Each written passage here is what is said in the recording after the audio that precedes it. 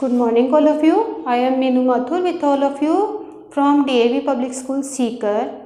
We will study Chapter 2 Migration of Families for class 5th, and today we will study part 3 of this chapter.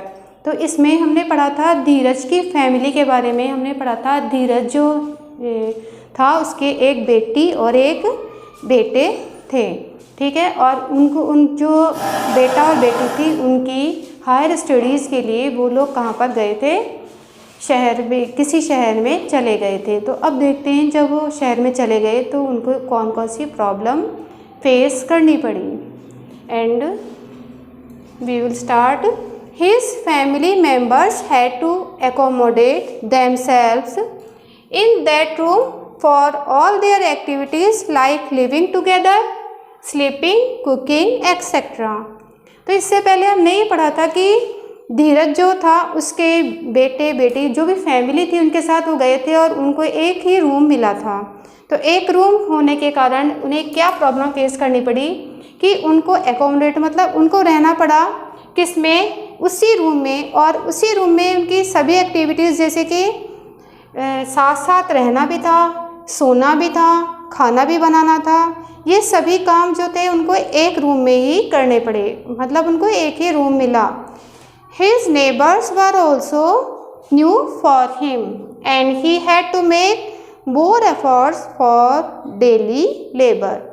तो इसमें यही बताया है कि जब वो गया था अपने बच्चों की हायर स्टडीज़ के लिए तो उसे बहुत सी प्रॉब्लम फेस करनी पड़ी, बहुत सी प्रॉब्लम्स का सामना करना पड़ा।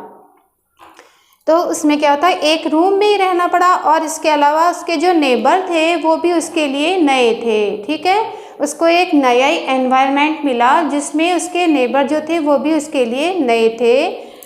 And he had to make more efforts, और उसको और ज़्यादा कोशिश करनी पड़ी अपनी डेली लेबर के लिए, क्योंकि उसका जो खर्चा था वो बढ़ गया था, क्योंकि वो शहर में था और शहर में जो खर्चे थे वो ज़्यादा थे। इसलिए अपना जो डेली लेबर वाला वो काम करता था डेली वेजेस पर, तो उसके लिए और भी ज़्यादा कोशिश करनी पड़ी। The expenses of living were very high in the city, that's why he started working as a labour during day time and at night. क्योंकि expenses of living were very high in the city, शहर में जो expenses थे, जो खर्चे थे वो कैसे थे, बहुत ज़्यादा थे। और इसी कारण उसने क्या किया, एज ए लेबर, क्योंकि उसको लेबर का ही काम आता था, डेली वेजेस पर वो लेबर का काम करता था गांव में भी। और जब वो शहर चला गया तो एज ए लेबर उसने क्या शुरू कर दिया, उसने दिन के टाइम में भी और रात के टाइम में भी उसने अपना काम शुरू कर दिया। इट मीन्स वो दिन में भी काम करता था और रात को भी काम करता था, जिससे कि उसकी अर्निंग ज़्यादा हो सके, जिससे कि ज़्यादा जो उसका खर्चा हो रहा था वो उसको पूरा कर सके। He use to work as a guard, तो इसके लिए उसने क्या काम किया कि he use to work as a guard to earn more. इसके लिए उसने एज ए गार्ड अर्न करने के लिए, ज़्यादा पैसे कमाने के लिए उसने एज ए गार्ड काम किया, ठीक है। गार्ड बन गया वो कहीं पर। गार्ड क्या होता है, कहीं पर भी जो शहर होते हैं वहाँ पर देख रेख करने के लिए, किसी भी चीज़ का ध्यान रखने के लिए गार्ड की ज़रूरत होती है। But he decided to go back to the village after the completion of higher studies of his children. लेकिन उसे जो शहर आया था वो थोड़े टाइम के लिए आया था, क्योंकि उसका जो पर्पस था वो जब पूरा हो गया, उसका पर्पस क्या था, हायर स्टडीज़, अपने to get higher studies for his children, ये उसका पर्पस था। तो जब उसका ये पर्पस, जब उसका ये उद्देश्य पूरा हो गया तब उसने क्या डिसाइड किया, उसने डिसाइड किया कि वो गांव वापस चला जाएगा after the completion of higher studies of his children. अपने बच्चों की जो हायर एजुकेशन पूरी हो जाएगी उसके बाद में वो वापस चला जाएगा, ऐसा उसने डिसाइड किया।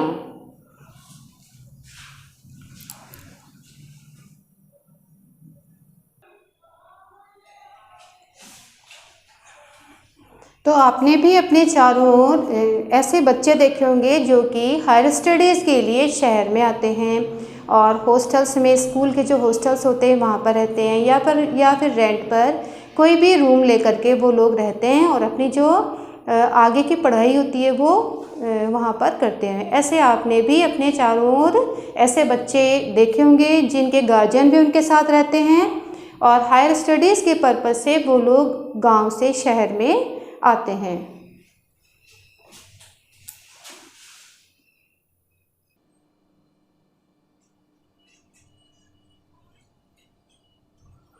अब पढ़ेंगे हम गोविंदराम की फैमिली के बारे में। देखो, Govindram and his family lived in Jainiyana village. Govindram और उसकी फैमिली जो है ये जैनियाना विलेज में रहते थे। He had a small general store there. Govindram और उसकी फैमिली जैनियाना विलेज में रहते थे और उनका वहाँ पर क्या था, एक छोटा सा जनरल स्टोर था जिस पर कि डेली उसकी जो चीज़ें होती हैं वो लोग क्या करते थे, बेचते थे। The earnings from the shop were only sufficient to fulfil basic needs of his family.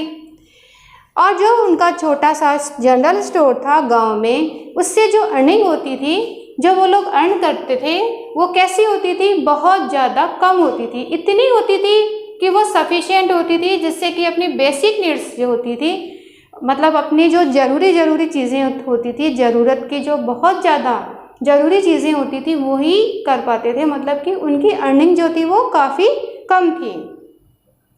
His sons were growing up gradually. उसके जो बेटे थे वो धीरे धीरे बड़े हो रहे थे। One day, Govindram's cousin visited his place and he took both his sons with him to work in his shop in the city. एक दिन क्या हुआ, गोविंदराम का कज़न था, ठीक है, गोविंदराम का कज़न मतलब कौन होता है, चाचा या ताऊ जी के जो बच्चे होते हैं वो कज़न, सिस्टर या ब्रदर होते हैं। गोविंदराम के जो कज़न था वो आया था वहाँ पर, कहाँ पे, गांव में आया था और वो उनको लेकर के चला गया। उसके जो बेटे थे वो धीरे धीरे बड़े हो रहे थे तो वो उन बच्चों को लेकर के कहाँ पर चला गया, इन द सिटी, शहर में चला गया, क्योंकि उनका जो कज़न था वो शहर में रहता था और वो कहाँ पर चला गया, उनके बच्चों को लेकर के, कि भाई वो उनके शॉप में काम करेंगे, इसलिए उनको लेकर के चला गया।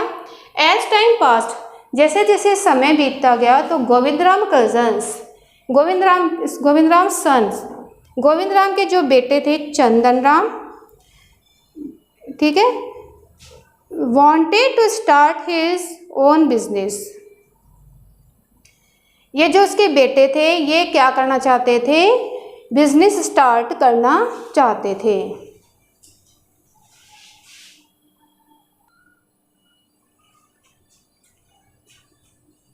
वन डे गोविंदराम्स कज़न, ये आपको बता दिया था, visited his place and he took both his sons with him. अपने दोनों बेटों को, उनके जो दोनों बच्चे थे उनको लेकर के ये चला गया था, कहाँ पर, शहर में। एज टाइम पास, गोविंदराम सन चंदनराम, गोविंदराम का जो बेटा था चंदनराम, ठीक है, उसका जो एक बेटा चंदनराम था लेकर के तो गया था वो दोनों बच्चों को। उनमें से जो उसका एक बेटा जिसका नाम था Chandanram wanted to start his own business, वो अपना बिजनेस करना चाहता था। For this they had to face a lot of problems, तो इसके लिए उनको बहुत सी प्रॉब्लम्स फेस करनी पड़ी। देखो जैसे कौन कौन सी प्रॉब्लम, जैसे कि शॉर्टेज ऑफ मनी, क्योंकि उनके पास कोई पैसा ज़्यादा नहीं था, उनकी एक छोटी सी दुकान थी, इसके लिए उनको शॉर्टेज ऑफ मनी की प्रॉब्लम आई थी। Unavailability of proper space etcetera, और उनको अपना बिजनेस शुरू करने के लिए प्रॉपर जगह भी उनके पास में नहीं थी कि कहाँ पर अपनी शॉप खोले या कहाँ पर अपना जो न्यू बिजनेस स्टार्ट वो कर सकते हैं। But they didn't give up, give up मतलब होता है छोड़ना, लेकिन उन्होंने जो अपना बनाया था कि हम ये काम करेंगे, लेकिन उन्होंने गिव अप नहीं किया, मतलब उन्होंने अपना काम जो था उसको कंटिन्यू रखा। अपना जो आइडिया आया था उनको कि हम क्या करेंगे, बिजनेस करेंगे, उसको उन्होंने छोड़ा नहीं था।